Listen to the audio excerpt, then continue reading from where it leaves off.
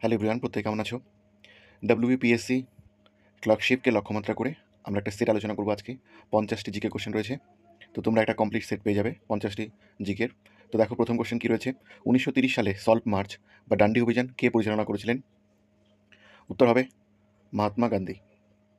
দেখো 1930 সালে মহাত্মা গান্ধী ব্রিটিশ সরকারের যে লবণ আইন ছিল সেই লবণ আইনকে ভঙ্গ করার উদ্দেশ্যে এই ডান্ডি অভিযান করেন, এবং এই আন্দোলন কিন্তু অসহযোগ আন্দোলনের একটি অংশ ছিল।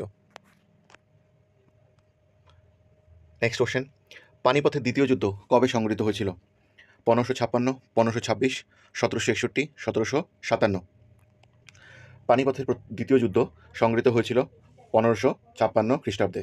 আমরা জানি যে প্রথম যুদ্ধ হয়েছিল 1526 খ্রিস্টাব্দে, এবং এই দ্বিতীয় যুদ্ধে একদিকে যেমন ছিল আকবরের যে অভিভাবক ছিলেন তিনি ছিলেন বৈরাম খান, অন্যদিকে হিমু, এবং পরবর্তীকালে আমরা জানি রেজাল্ট হিসেবে আকবরের কিন্তু জয় হয়েছিল এখানে।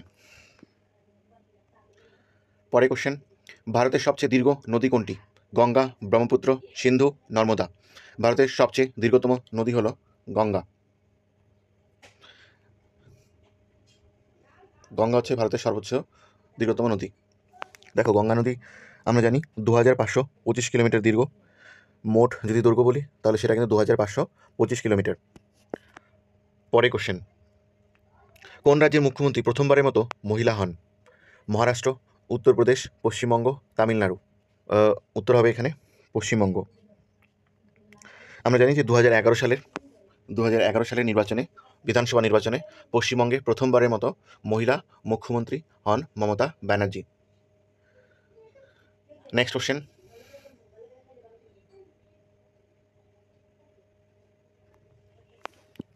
কোন মুঘল সম্রাটের আমলে রঘুনাথ নামে প্রখ্যাত চিত্রশিল্পী কাজ করতেন? আকবর, বাবর, শাহজাহান, জাহাঙ্গীর। সঠিক অ্যান্সার হবে এখানে জাহাঙ্গীর।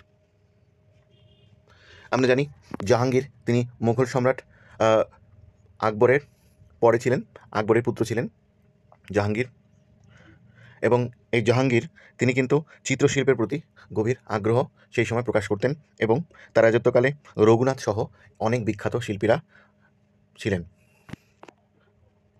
পরে কোশ্চেন, ভারতীয় সংবিধানের 370 অনুচ্ছেদ কিসের সাথে সম্পর্কিত?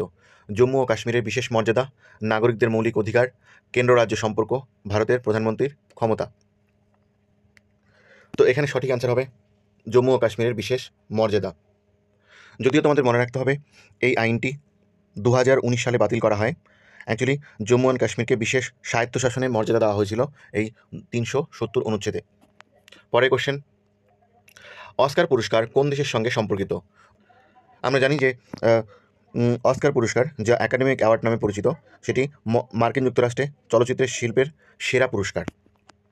পরে কোশ্চেন আমাদের, শ্বেত বিপ্লব কাদের সঙ্গে সম্পর্কিত? গবাদি পশু, দুধ উৎপাদন, তুলা উৎপাদন, কৃষি উন্নয়ন।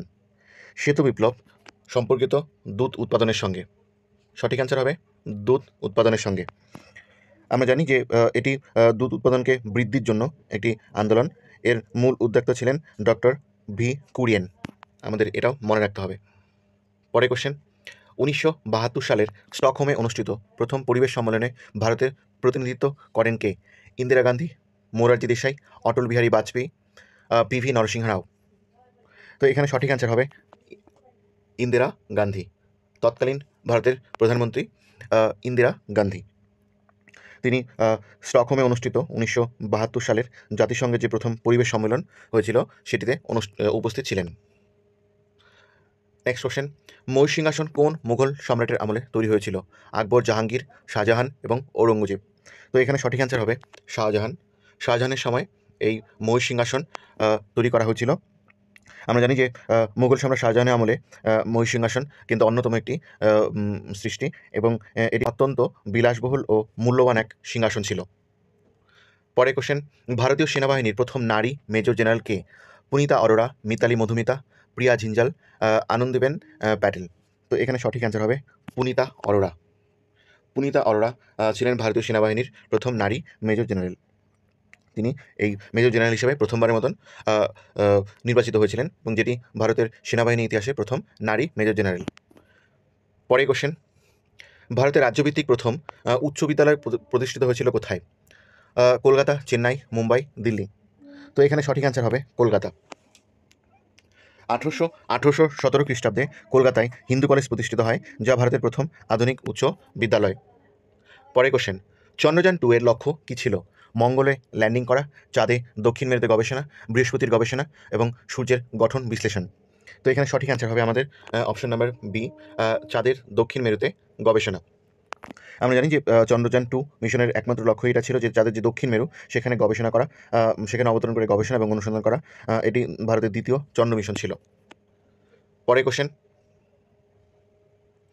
1973 সালের জল সংরক্ষণ আইন কোন রাজ্যে প্রথম প্রয়োগ করা হয়? কেরালা, তামিলনাড়ু, মহারাষ্ট্র, রাজস্থান। তো এখানে সঠিক অ্যান্সার হবে রাজস্থান। 1973 সালে যে জল সংরক্ষণ আইন আনা হয়েছিল সেটি কিন্তু প্রথমবারের মতন কোনো রাজ্যে প্রয়োগ করা হয়েছিল, সেটি হচ্ছে প্রথম রাজ্য রাজস্থান। পরের কোশ্চেন, রাষ্ট্রপতি শাসন প্রবর্তনের ক্ষমতা কোন অনুচ্ছেদে দেওয়া আছে? 356, 360, 362, 363। তো এখানে সঠিক অ্যান্সার হবে 356। এই অনুচ্ছেদে রাষ্ট্রপতি শাসনের প্রবর্তনের ক্ষমতা দেওয়া হয়, যা রাজ্যের প্রশাসনিক যে অবস্থা সেটিকে নিয়ন্ত্রণে আনার একটা ব্যবস্থা করা হয়।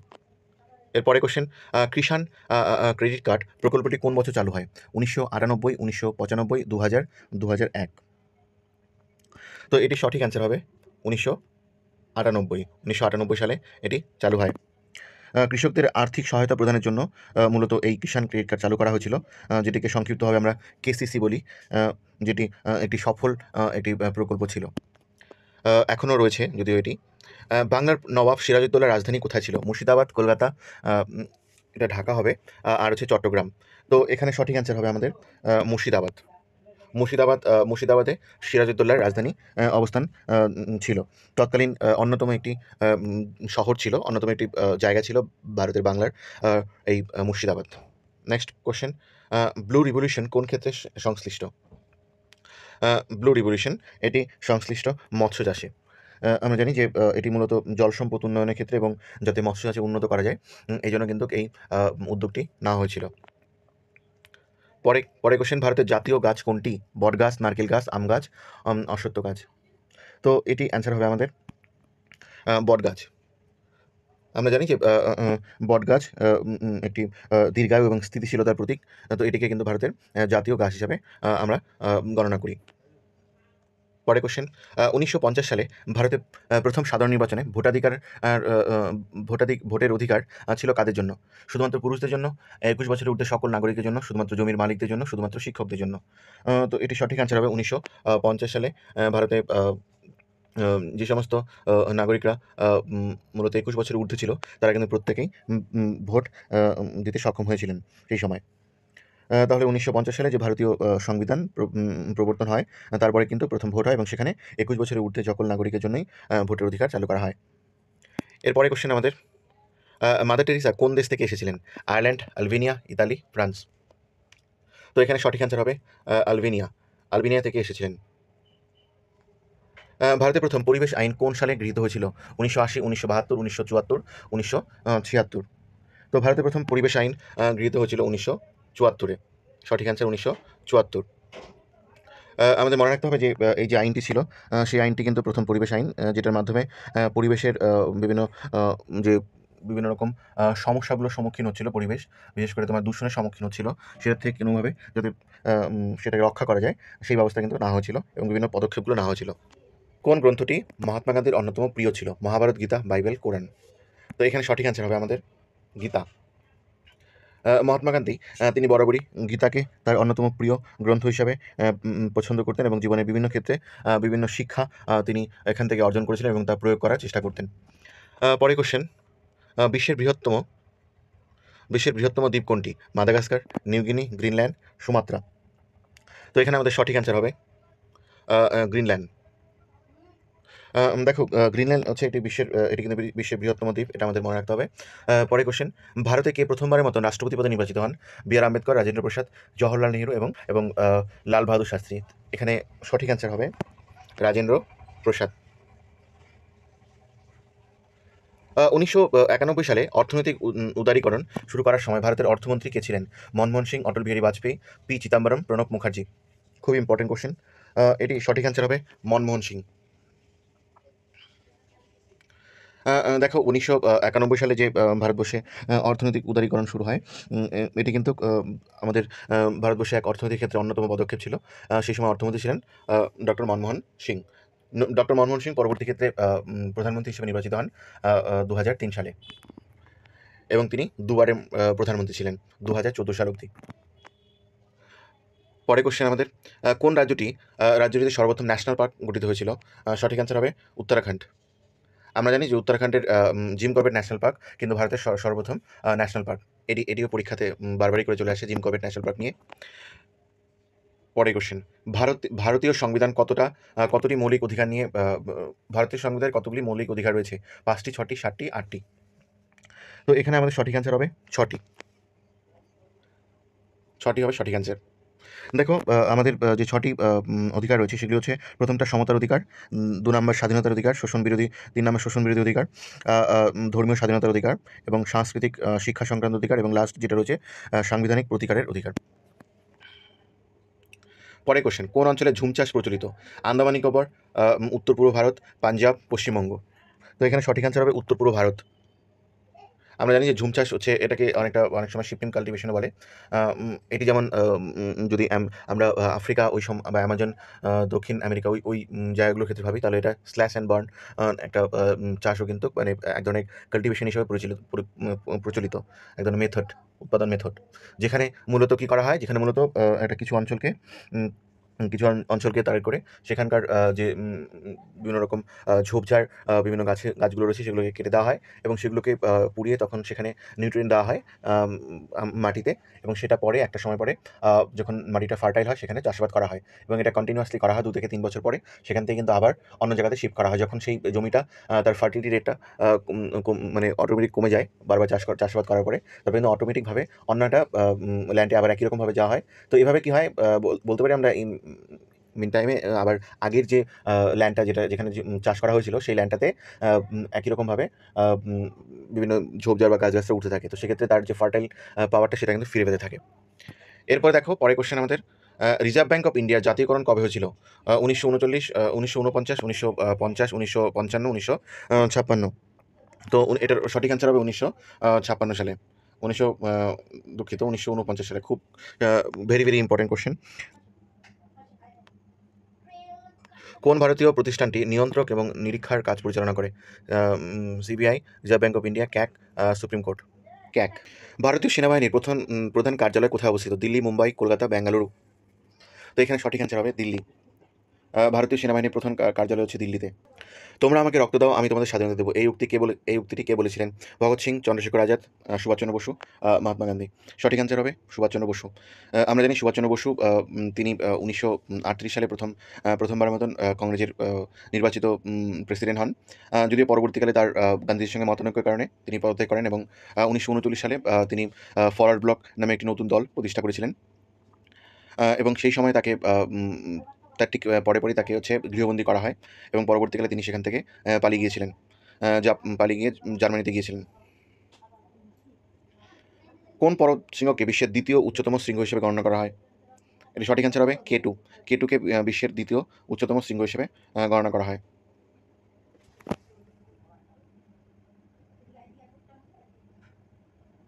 আমরা জানি K2 এই পর্বতশৃঙ্গটি কারাকোরাম পর্বতশ্রেণীতে অবস্থিত।